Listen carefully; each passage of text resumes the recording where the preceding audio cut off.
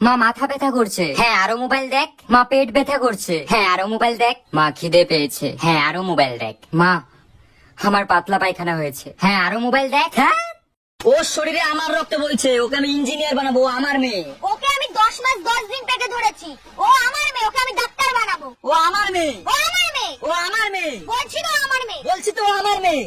খালা শোনা, যে যাই বলুক আমি শুধু তোমার।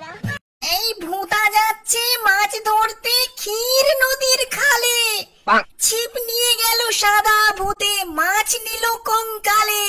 আমার মাথা ব্যথা করছে, ঘুমিয়ে পড়ি। আজকের খাওয়াটা ভালোই ছিল, ঘুমিয়ে পড়ি। এত টেনশন আমি মাথায় নিতে পারছি না, ঘুমিয়ে পড়ি। আমার এক্স এর কথা খুব মনে পড়ছে। ওর শরীরে আমার রক্ত বইছে, ওকে আমি ইঞ্জিনিয়ার বানাবো, ও আমার মেয়ে। ওকে আমি 10 মাস 10 দিন পেটে ধরেছি, ও আমার মেয়ে, ওকে আমি ডাক্তার বানাবো। ও আমার মেয়ে, ও আমার মেয়ে, ও আমার মেয়ে, বলছি তো আমার মেয়ে। বলছি তো আমার মেয়ে। খালা শোনা, যে যাই বলুক আমি শুধু তোমার।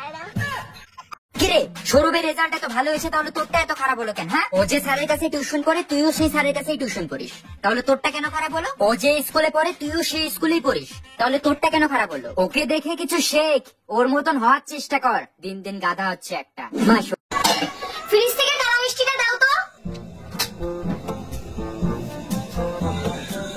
ফ্রিজে কোনো কালা মিষ্টি নেই, সব সাদা মিষ্টি। আমি সাদা মিষ্টিই চাইছি, কালা তো আমি তোমারে কইলাম।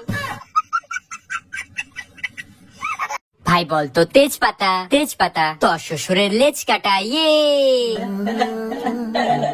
ভাই বলতো হলদি, হলদি তোর বিয়ে জলদি, ইয়ে।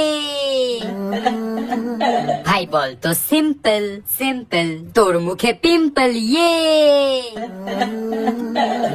ভাই বলতো ফাস্ট ফুড। না ভাই আমি আর বলবো না। আরে ভাই বল, এটাও তো খারাপ না তো। না ভাই আমি বলবোই না। আরে ভাই বল না, একবার বলেই তো দে। আচ্ছা ফাস্ট ফুড। ল্যাংটো হয়ে গাছে উঠিয়ে। কিরে তোর স্কুল স্যার আমাকে রাস্তায় দেখে অজ্ঞান হয়ে গেল কেন? হইছে কি, তোর মরার কথা কয়া 1 সপ্তাহ ছুটি আনছিলাম। কিরে বাবু ভাত হয়েছে, খেয়ে যা। না মা এখন খাবো না, আমার একদম খিদে নেই। আজকে মাটন করেছি। মা কখন থেকে বলছি খিদে পেয়েছে, দেও তাড়াতাড়ি খেতে। কি গো তেষ্টা লেগেছে, একটু জল নিয়ে আসো না। ভাবছি আজ রাতে ফুচকা নিয়ে আসবো। ফুচকা? শুনেই তো জিভে জল চলে আসলো। এসেছে তো।